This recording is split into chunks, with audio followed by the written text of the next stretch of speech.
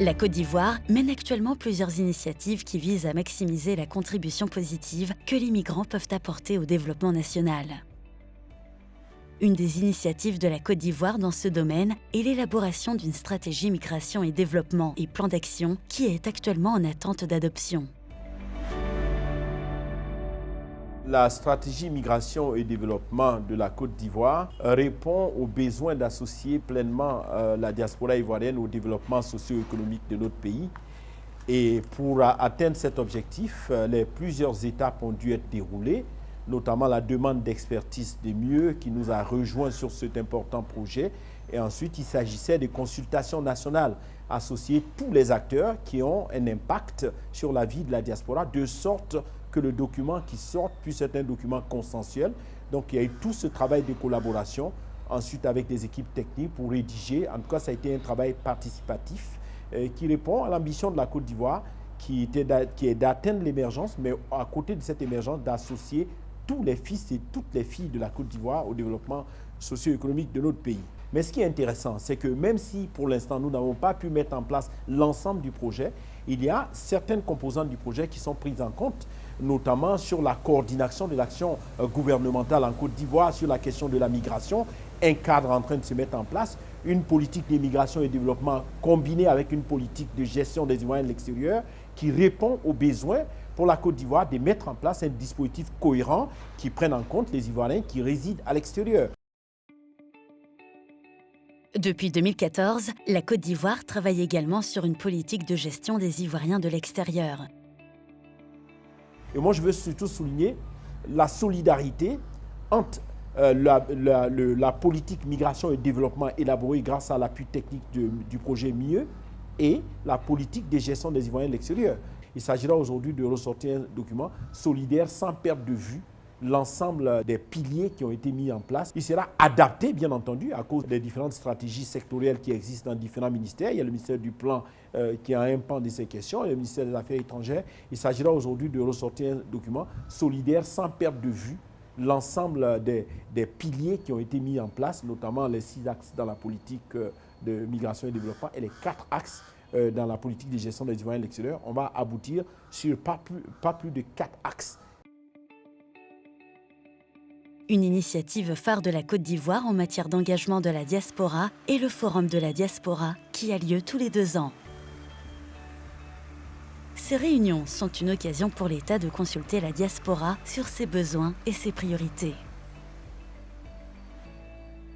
La diaspora a été très surprise de voir tout cet intérêt de l'État vis-à-vis d'elle. Donc elle a adhéré au programme que l'État portait parce qu'elle a senti qu'il y avait un changement de paradigme dans l'approche du gouvernement, où le gouvernement allait vers la diaspora pour essayer d'organiser sa diaspora. Il lui dit, attention, vous êtes peut-être en dehors de nos frontières, mais nous, on souhaite que vous soyez impliqués dans le développement socio-économique de la Côte d'Ivoire. Il y a aujourd'hui une confiance qui s'est créée avec la diaspora. Cette confiance s'est construite à travers des échanges perpétuels, à travers la prise en compte des préoccupations de la diaspora. La diaspora ivoirienne a plusieurs priorités. Elle a envie d'investir, de s'impliquer largement dans le développement socio-économique de la Côte d'Ivoire, mais elle a aussi envie d'avoir un accès au logement en Côte d'Ivoire, et cela fait partie de nos attributions. Et la diaspora aussi veut de l'assistance sur le plan social, mais elle veut surtout une meilleure participation politique à travers un accès au-delà de ce que nous avons déjà fait, c'est-à-dire un accès au Conseil économique, social, culturel et environnemental, un accès au Sénat, un accès à des postes de responsabilité en Côte d'Ivoire. Il faut aller plus loin en permettant à la diaspora d'avoir sa représentation au Parlement de telle sorte qu'elle soit le porte-voix de ses ambitions. C'est cela aussi l'ambition de la diaspora ivoirienne, et nous on espère pouvoir offrir cette opportunité dans les années à venir en mettant en place une politique d'immigration et de développement, mais qui ne se concentrera pas uniquement dans le fait de mobiliser les ressources financières de la diaspora, mais qui surtout va lui donner une place adéquate dans le développement socio-économique de la Côte d'Ivoire en ayant une participation politique accrue et qui lui permette de porter elle-même la diaspora, la voix qu'elle souhaite faire porter à la Côte d'Ivoire. En Côte d'Ivoire, le potentiel positif de la migration pour le développement a été reconnu au plus haut niveau politique, ce qui est essentiel pour la mise en œuvre réussie des politiques liées. Quand vous regardez l'histoire de la Côte d'Ivoire, qui est partie progressivement d'un pays d'immigration à être un pays d'émigration, aussi un pays de transit, il y a toute une politique qui s'est mise en place. Cette politique n'a pas pu se mettre en place sans la volonté politique de l'État de Côte d'Ivoire. Et l'État de Côte d'Ivoire a été très clair depuis le début lorsqu'il a lancé l'appel, le chef de l'État, sur la question de l'émergence de la Côte d'Ivoire. Il a par ailleurs, dans le même temps, lancé un appel à la mobilisation de la diaspora. Pourquoi? Eh bien, parce que pour lui et pour la Côte d'Ivoire, le développement de la Côte d'Ivoire ne peut pas se faire sans une partie de ses fils. Afin de valoriser pleinement le potentiel de la migration pour le développement, la Suisse conduit le programme Global Migration et Développement qui constitue l'un des piliers de sa coopération au développement. Puisque le cadre stratégique actuel du programme arrive à échéance en 2021, il est actuellement en cours d'actualisation. Ce qu'on va faire dans la nouvelle stratégie, c'est aller un peu plus loin au niveau thématique. On va réorganiser cette stratégie autour de 3 piliers thématiques principaux. On aura le premier pilier qui va s'intéresser à la migration du travail sûr, c'est-à-dire qu'on va accompagner les travailleurs migrants tout au long de leur cycle migratoire. On va ensuite travailler sur un deuxième pilier qui, lui, sera plus axé sur le pays d'accueil, où on va travailler sur l'inclusion socio-économique des personnes migrantes, mais aussi des déplacés forcés dans leur société d'accueil. Puis on aura un troisième pilier qui, lui, sera plutôt tourné sur le pays d'origine, où on va soutenir les migrants dans leur contribution au développement de leur pays d'origine. Un des avantages comparatifs de la stratégie suisse et du travail du PGMD est certainement le fait que l'on travaille à 3 niveaux. Premièrement, sur le niveau plus local, national, où on va chercher à mettre en œuvre des solutions concrètes et innovantes, notamment en cherchant des partenariats avec des acteurs non traditionnels de la coopération internationale, comme l'engagement du secteur privé, mais aussi les partenariats avec les municipalités urbaines, afin de justement trouver des solutions concrètes qui pourront être identifiées ensuite comme bonnes pratiques et répétées, transférées, partagées au niveau des forums de discussion globaux et régionaux. Et puis tout ça dans le but aussi d'influencer, en troisième partie, d'influencer les politiques et les cadres normatifs à tous les niveaux, grâce toujours à ces solutions concrètes que nous mettons en œuvre.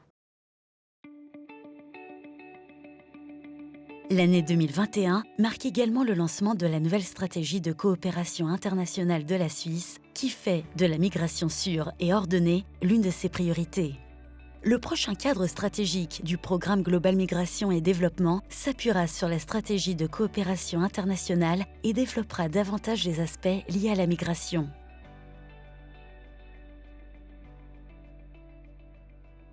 La stratégie de coopération internationale suisse définit l'approche holistique qu'adopte la Suisse vis-à-vis de la migration, à savoir en tenant compte d'une part des risques et des défis posés par la migration, mais d'autre part aussi des opportunités que la migration apporte à la société. Donc on a vraiment ce travail sur 2 niveaux, où on va travailler d'une part sur les causes profondes de la migration irrégulière et la migration forcée. C'est un travail qui se fera sur le long terme, bien sûr. Et puis, on a d'autre part un aspect plus positif où on va essayer de travailler sur les opportunités associées à la migration. On va soutenir les migrants dans la contribution qu'ils amènent au développement des pays d'origine et des pays d'accueil. La Suisse considère le thème migration et développement comme un sujet transversal qui concerne un large éventail d'entités fédérales. Pour assurer la coordination, la Suisse a créé une structure interdépartementale. Ça veut dire que tous les acteurs pertinents pour la thématique migration vont se retrouver dans cette structure interdépartementale et échanger et discuter de la direction à donner à leurs actions pour assurer une cohérence. Et je crois que là, le mot clé, c'est vraiment la cohérence. Si on veut poursuivre cette approche multisectorielle, holistique, qui inclut toutes les entités pertinentes qui peuvent avoir un lien direct ou indirect avec la migration, l'important c'est dès le départ de l'élaboration de la stratégie d'inclure toutes les entités pertinentes, de leur expliquer pourquoi la migration est importante dans leurs actions, quel est le lien entre leur core business et la migration. Et puis ensuite, pour que chacun puisse participer à l'élaboration de la stratégie migration et développement et avoir un certain ownership sur cette stratégie.